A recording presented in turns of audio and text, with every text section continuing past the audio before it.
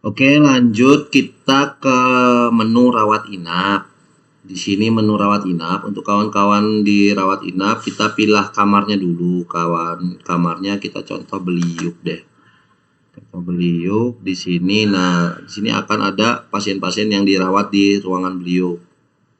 Nah, hal pertama yang dilakukan di sini, ini sudah otomatis ya kawan-kawan. Jadi kita tidak perlu memasukkan pasien lagi. Itu yang memasukkan dari IGD adalah ya IGD-nya sendiri. IGD yang mengirim pasien ke rawat inap gitu. Nah, untuk apa saja yang perlu diinputkan di sini, yaitu pertama kita rubah dulu untuk dokter PJ-nya, dokter penanggung jawab di rawat inapnya, di ruangannya, yaitu dengan klik pada pasien, klik kanan, lalu kita masukkan input dokter PJ. Nah, cari dokternya di sini siapa, lalu di checklist, lalu disimpan. Dia akan muncul di bawah sini. Jadi si Salim ini dokter PJ-nya adalah dokter Poni. Gitu pembacanya, penjelasannya. Oke, itu yang pertama. Yang kedua, kita langsung masuk ke tindakan pemeriksaan. Untuk tindakan pemeriksaan di sini itu tindakan rawat inap. Tindakan rawat inap. Nah, seperti biasa, swab diisi di sini, alergi segala macamnya diisi di sini. Ini sudah ngisi. Nah, terus selain pemeriksaan di sini penanganan dokter juga diisi. Belum ada di input. Oh, udah nih. Nah, untuk memilih tindakan di sini kawan-kawan perlu diketahui, dipilah dulu. Kita harus bisa membaca tindakan itu sendiri. Di sini kan, di sini ada kode nih. Kode di sini sebenarnya sudah kita tak pilah-pilah gitu. Nah, misalkan kita ngambil kode KB. KB ini artinya kebidanan gitu. Terusan KK SF des. SF ini saraf, paru, ICU. Nah, kalau RI untuk rawat inap keseluruhan itu di RI 0 gitu deh. Nah, di sini ada nih. Kelasnya kelas berapa? Misalkan dia kelas kelas K3 RI 00. Nah, ini ketemu di sini kelas 3 RI kayak gini. Itu tindakan yang umum. Untuk yang khususnya itu bisa baca kode atau di search by nama tindakannya apa aja bisa juga, lalu disimpan gitu ya. Ini jika tindakan itu dilakukan oleh dokter, penanganan tugas jika tindakan itu dilakukan oleh petugas. Di sini sama, dipilih dulu petugasnya siapa, tindakannya apa gitu. Oh ya, untuk biaya kamar dan makan itu tidak perlu diinputkan ya. Biaya kamar dan makan itu sudah otomatis, sudah terinclude di biaya kamar pada saat dia masuk. Yang perlu dilakukan hanya kita update hari perawatannya aja ya. Setelah penanganan ini dokter dan petugas, lalu jika tindakan dilakukan oleh dokter dan petugasnya, kita pilih juga. Setelah itu kita di sini buka menu tersembunyinya di panah sebelah kiri ini. Nah, di sini bisa dilihat banyak nih menu-menu. Riwayat pasien, input resep, kopi resep, permintaan stok pasien, dan lain-lain semuanya. Bisa diinputkan di sini. Baiklah, kita bahas satu-satu. Pertama di riwayat pasien. Di riwayat pasien ini kita bisa ngelihat riwayat perawatannya di mana aja. Pernah ke sini pada tanggal kapan. Riwayat swabnya juga bisa dilihat. Nih, bisa dipilih nih 5 riwayat terakhir, bisa dilihat semua riwayatnya. Atau riwayat perawatan yang di sini. Nah, riwayat perawatan di sini sudah termasuk tindakan-tindakan yang sudah kita inputkan. Baik hasil radiologi juga bisa muncul di sini, obat-obatan juga muncul di sini. Nanti bisa dipilih di sini apa yang perlu kita lihat gitu. Checklistnya ini semuanya dihilangkan. Kita hanya butuh diagnosanya aja. Checklist diagnosa lalu centang hijau. Dia akan menampilkan diagnosanya saja. Oke. Untuk riwayat pasien ya. Yang kedua itu user di ruangan rawat inap itu harus mendiagnosakan, dokter mendiagnosakan pasien itu di rawat inap. Nah, di sini ini belum ada diagnosa nih. Belum diinputkan diagnosa. Ini harus diinputkan diagnosanya.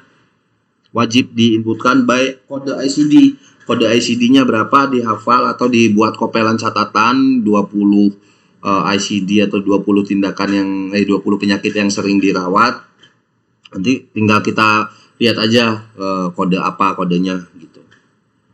Ya, lalu disimpan. Ini ICD-10, ini ICD-9. Kalau untuk si pasien Salium ini belum diinputkan data diagnosanya. Lalu setelah diagnosa, swab sudah, pemenanganan dokter petugas sudah. Jika ada permintaan lab, itu dikirimkan permintaan lab. Ini diinputkan. Nah, untuk GDS, GDP kembali lagi itu ada di detailnya. Kalau untuk di sini emang nggak ketemu karena kita di sininya adalah paketan GDS, GDL itu adanya di kimia klinik. Kita pilih kimia klinik di checklist. Nah, di sini akan muncul nih. Nah, ini ada GDS, GDP. Ya. Dipilih aja GDS, GDP ini. Misalkan hanya ini pemeriksaan yang dibutuhkan. Lalu simpan. Udah terkirim ke farmasi. Oh, ini jangan lupa indikasi klinisnya ini apa, penyakitnya apa, informasi tambahnya apa, misal keadaan pasiennya bagaimana gitu. Lalu permintaan lab sudah, ini permintaan radiologi sama informasi tambahnya, fotonya apa, indikasi pemeriksaannya apa, atau diagnosis klinisnya apa. Ya, misalkan torak, dia torak kelas 2, misalkan torak kelas 3 deh. Udah di checklist aja di sini lalu simpan. Oke, setelah permintaan radiologi lab sudah. Nah, untuk resep dirawat inap itu ada 2, yaitu resep ODD, one day dosis atau resep harian untuk pasien, dan juga resep resep pulang. Jadi yang untuk resep harian itu diinputkannya di sini, diklik pada pasien, diklik kanan itu obat, input resep dokter.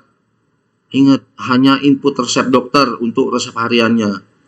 Input resep dokter, dipilih obatnya apa, cari aja jumlahnya berapa, aturan pakainya berapa. Ini nggak usah di checklist ya, karena kalau ini di checklist itu nanti yang dihitung adalah satuan terkecilnya. Jadi nanti jadi koma-koma, 0, gitu. Ya, ini kalau udah diinputkan semua dokternya, diingat-ingat kembali, dicek kembali apakah sudah. Jika sudah, langsung saja disimpan untuk resep si pasien tersebut. Ini untuk obat umum. Kalau untuk obat racikan bagaimana? Untuk obat racikan di sini di sebelahnya. Kita klik racikan. Di sini ada label hijau. Nih di antara kotak biru dan kotak silang dan kertas ini ada label warna hijau. Kita klik saja labelnya. Lalu kita tulis nama racikannya apa. Misalkan salbutamol deh. Metode raciknya, cara memilih metode racik itu diklik. Lalu di panah kanan pada keyboard. Lalu dipilih nih puyer atau kapsul misalkan. Puyer, jumlah racikannya berapa, misalkan 10, aturan pakainya bagaimana. Nah, ini aturan pakai bisa diketik manual atau dipilih. Cara memilihnya itu diklik pada aturan pakai lalu pencet pada keyboard panah kanan. Sama seperti itu, 3x1 misalkan. Keterangan ini diinputkan minimal 1 karakter gitu, misalkan strip aja lalu di enter. Di enter di sini nanti akan muncul nama-nama obatnya. Nah, dari obat racikan ini nanti kita inputkan dari salbutamol ini terdiri dari obat apa aja gitu. Misalkan ya salbutamol itu sendiri. Salbutamol gitu. Nah, ini yang 4 mg deh. 4 mg dari kandungan 4 mg kita hanya butuh 2 mg. Ya. Udah 2 mg jadi setengahnya. Nah, perhitungannya itu dari setengah 10 jumlah puyer butuhnya berapa tablet untuk mendapatkan 2 mg untuk dapat 10 racikan puyer. Ya itu kan berarti setengahnya ya, untuk satu tabletnya kan 4 mg. Jadi kalau 2 mg itu setengah tablet. Jadi setengahnya dari 10 racikan adalah 5 gitu. Nah, ini jangan lupa nolnya dihapus dulu baru diketik 5 lalu di enter. Di enter fungsinya supaya bisa kita cari obat lainnya atau kita bisa menyimpan. Kalau tidak di enter dia nanti keluarnya nggak tersimpan gitu. Harus di enter dulu atau dipindahin kursornya dipindah, diklik sembarang tempat, nanti baru dicari obat lainnya. Misalkan paracetamol. Nah, ini kan langsung pindah ke atas dia. Untuk paracetamolnya misalkan 250 mg deh. 200 mg. Lalu di sini sama, dia butuhkan setengah, dihapus dulu 5, enter. Nah, jika sudah semua, diingat-ingat kembali, dilihat apakah sudah racikannya sudah semua. Nanti pindah ke atas, di sini salbutamol kedua jumlahnya 5, paracetamol kandungannya 250 mg, jumlahnya 5. Jika sudah, disimpan. Nah, itu untuk obat racikan. Ya, hanya itu untuk obat hariannya. Ya, obat harian biasanya nggak banyak gini ya. Misal racikannya cuma 1 deh. 3 ya, 3 untuk sehari. Bisa dirubah. Jadi lebih baik kita jangan tidak mengedit sih. Sebenarnya lebih teliti waktu di awal masukinnya aja agar tidak terjadi kesalahan. Itu baru diteliti lagi, baru nanti disimpan. Ya. Itu sama untuk resep umum juga, begitu juga nih, untuk resep harian. Oke, lalu disimpan, diteliti dulu apakah sudah benar resep atas nama Salim obat ini, karena krusial banget kalau ada terjadi kesalahan pemberian obat. Ya, setelah itu disimpan lalu di close. Oke, di situ untuk obat yang harian. Kalau untuk resep pulang bagaimana? Resep pulang di sini di obat di permintaan resep pulang. Permintaan ya, jangan yang input. Soalnya nanti yang aktif di ruangan itu hanya input resep dokter dan permintaan resep aja. Yang aktif hak akses sudah saya atur, input resep dokter dan permintaan resep pulang. Itu. Untuk input ini permintaannya ya udah sama aja sih, jumlahnya berapa sama aturan pakainya bagaimana. Itu. Untuk di sini resep pulang belum ada racikan.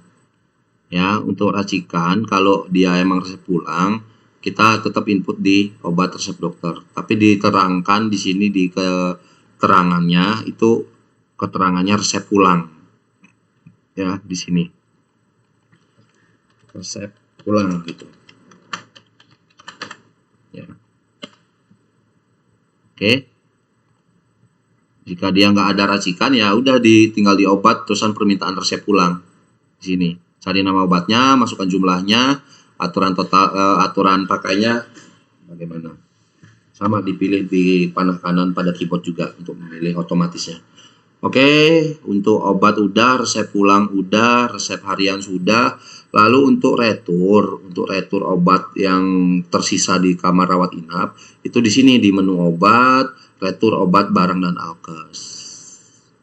Nah, di sini nama barangnya apa, nama obatnya apa. Nanti masukkan jumlah returnya bagaimana berapa, lalu simpan. Jika ingin tambah ya ditambahin lagi. Masukin maksudnya ini dimasukkan misalkan nih yang perlu nih. Misalkan jumlah returnya berapa, misalkan 1 gitu. Lalu ditambahkan gitu. Terus cari lagi yang perlu dipulangkan. Terusan jumlahnya berapa, 1 tambahkan untuk nambahin gitu, lalu simpan. Ini untuk retur obat yang dirawat inap. Oke. Untuk retur sudah, obat sudah, resep pulang sudah, permintaan lab radiologi jadwal operasi. Bisa ya, jadwal pemeriksaan lab ya ini udah tak terangkan seperti itu tadi. Untuk permintaan operasi, menjadwalkan operasi biasanya dari poli ya untuk jadwal operasi ya. Kalau ada dari rawat inap menjadwalkan operasi ya bisa aja sih, bisa juga di sini. Dokternya pilih, operasinya nama operasinya apa dipilih, lalu disimpan. Jamnya, tanggalnya, jadwalnya, tanggal, ruang OK-nya ruangan apa, lalu disimpan gitu ya. Jadwal operasi. Oke. Terus balik lagi ke data tagihan rawat inap di sini nih. Di sini ada awal medis untuk umum. Jika dia pasien kandungan ada untuk awal medis kandungan. Nah, sebelum pasien pulang itu di sini kita nginputkan resume. Nah, jika resume ini jika swab sudah diisi itu bisa kita memilih otomatis dan diagnosa juga jika sudah diinputkan, diagnosa bisa otomatis di sini juga. Ya. Misalkan contohnya inilah keluhan penyakitnya. Nah, ini swab, tandanya swabnya udah diisi. Kita tinggal pilih aja. Pemeriksaan fisiknya kita tinggal pilih aja. Ini tinggal pilih aja juga untuk radiologi dan labnya. Jika dilampirkan, tagihan operasinya juga bisa di ini diinputkan, lalu disimpan bawah sini. Nah, ini ada informasi hasil labnya yang belum selesai apa, instruksi anjurannya apa, dietnya apa, terusan obat pulangnya apa, nanti diinputkan aja. Nah, ini belum ada yang diinputkan nih sama sekali. Ya, cuman baru swabnya aja. Oke, setelah itu baru disimpan. Untuk resum ya, awal perawatan kandungan misalkan. Nah, ini awal perawatan kandungannya, kayaknya kawan-kawan perawat lebih paham. Kawan-kawan bidan lebih paham. Nah, ini awal medis umum untuk pemeriksaan umumnya. Awal medis umumnya ini di awal biasanya di IGD. Ya. Misalnya kalau untuk dia sudah masuk ke kandungan, dia awal medis kandungan di sini. Yang lebih paham mungkin dokter Objin ya di sini. Oke, setelah itu udah semua, resep sudah, swab resume sudah selesai. Nanti di kasir tinggal di billing. Di sini dicek sama kasir sudah sesuai belum. Nah, kebanyakan di sini kita dapat temuan untuk rawat inap, kebanyakan tidak sesuai yang di kopelan kasirnya. Untuk yang manual dengan yang ada di sistem itu sangat jomplang sekali. Makanya daripada itu diharapkan kepada teman-teman di rawat inap agar menginputkan yang tadi itu secara real time, dalam arti yaitu permintaan radiologi, permintaan lab, tindakan, pemeriksaan, obat itu harus diinputkan secara real. Ya, tidak ada gini atau nunda-nunda input atau apa gitu. Jika ada keluhan langsung aja hubungi IT. Oke. Tuh, untuk pasien umum maupun BPJS, jika pasien BPJS juga nanti konfirmasi saja ke bagian kasir, biar kasir yang nge-closing. Ya, kita tidak punya akses untuk meng-closing atau pembayaran pasien. Jadi hanya satu pintu, yaitu di kasir, baik pasien umum maupun BPJS. Untuk ngeprintnya nggak perlu di print, bisa langsung ke Mas Dedi, bisa dicek sama Mas Dedi, nanti bisa diprintkan di ruangan IT atau di ruangannya Mas Dedi. Oke, sekian dari saya. Nanti rawat inap jika ada pertanyaan lebih lanjut atau ada studi kasus baru lagi, kita selesaikan bersama-sama. Saya Madi Satria juga masih belajar SIMRS Kanja di sini, kita belajar bersama-sama. Oke, sekian dari saya untuk rawat inap, saya cukup sudah sampai di sini.